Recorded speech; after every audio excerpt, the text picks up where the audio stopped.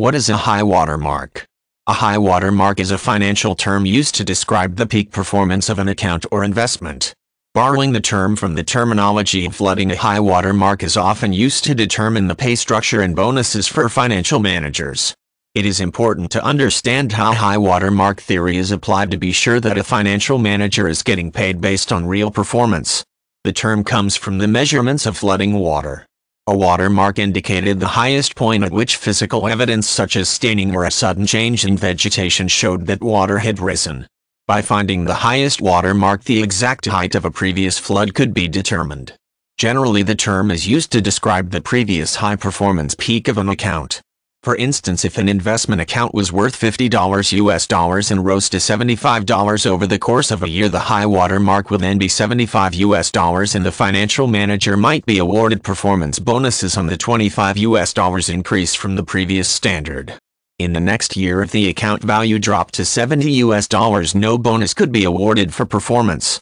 Using the same example, it is important to note that the $75 would remain the high water mark even if losses occurred that changed the annual value of the account. Imagine that the value of the account dropped over 3 years down to $60.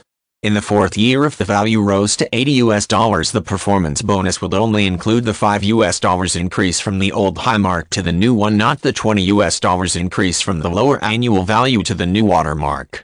If the losses were factored into the equation, managers could get bigger bonuses by having major losses and marginal gains as opposed to through gains only. The goal of this bonus strategy is to protect investors by carefully linking the salary of the manager to the gains of the investor.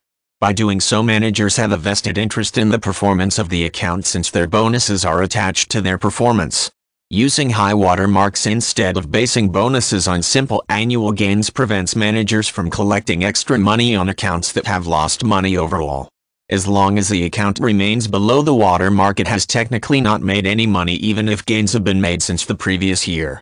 Until it surpasses the high water mark, the account is only making up for losses rather than providing net profits.